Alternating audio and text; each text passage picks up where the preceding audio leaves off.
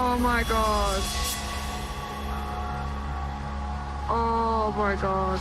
This was the scene right after a 57-year-old man was attacked and then vanished off Port Beach in Fremantle around 10 a.m. local time yesterday. Couldn't see exactly what the shark was, but it was massive. Like from the fin to the rear tail was like pretty big distance. An 8-kilometre stretch of coast from Leighton to South Beach has been closed as 5 police and sea rescue boats and 2 choppers scour the area. Sharks are always common around Greater Perth area. They're a part of natural environments, and the Greater Perth area is a very productive marine environment with lots of food at this time of the year.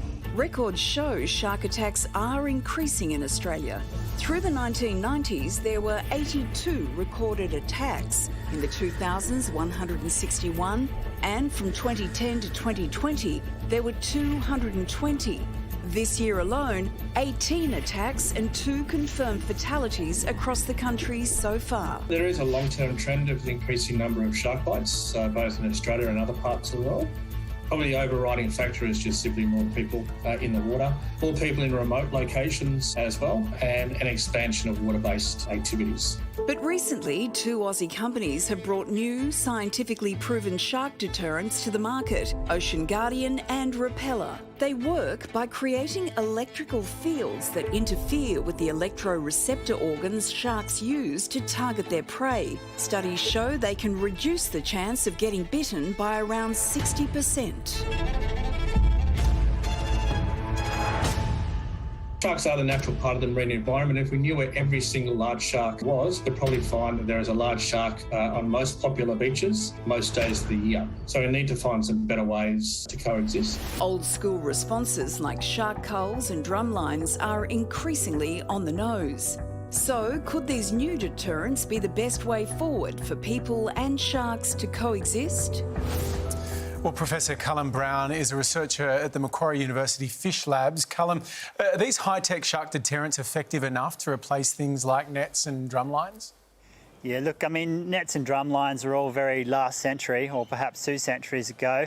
But on our really popular beaches, where we have good numbers of people frequently, then certainly, you know, putting up a drone, which is a cross with a blimp, and doing a live feed down to a artificial intelligence computer that can identify sharks automatically and call people off the beach. That's the future, and we can do that right now. So we've talked a bit about personal deterrents. What do you make of some of those? Yeah, look, there's a lot of different personal deterrents out there on the market. Some of them are reasonable, some of them not so good. Many of them rely on an electromagnetic field, a pulse that it sends out. And they're really only effective at a couple of metres. So, you know, if a decent shark is coming at you at speed, it may not be enough. But I think that's what we've got to do. We've got to be a bit more smarter about that sort of technology. Those personal shark deterrents are great if they work. Sometimes they don't. And you can also have some pretty cool new wetsuits that are designed to camouflage you against sharks so that you don't look quite so much like a seal. And you can also get some new technology that counters shades underneath your surfboard so that you don't get quite the same silhouette that you would normally. So, Professor, do we know why shark attacks are increasing in Australia? Yeah, look, the question of why shark attacks are increasing, I mean, firstly, bear in mind that shark attacks are really rare.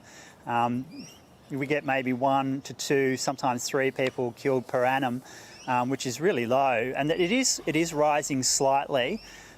If you control for population size, it doesn't seem to make up for it. So there's an increase in population size, but we also are increasingly urbanised. So there's more of us living in big cities by the coast, so there's more people in the water.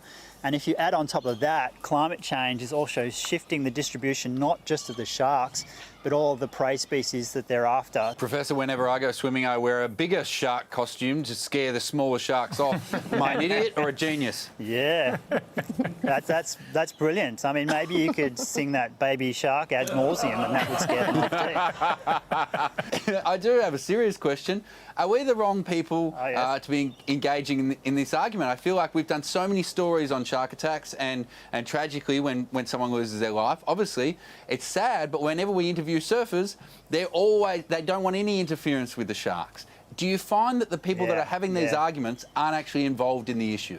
It's quite divisive, the topic as a whole. And there are a whole bunch of people who probably don't understand the situation very well, who are very fearful of sharks. And let's face it, when you look at the statistics, the probability of being bitten are extremely thin. So our fear is really, well, it's driven by your guts. It's not really driven by any data or any sort of realistic estimate of what the actual risk is. You should be more scared of getting in your car. Professor Cullen Brown, we'll leave it there. Thank you very much for your time tonight. Yeah, no problem at all. Thanks for joining me.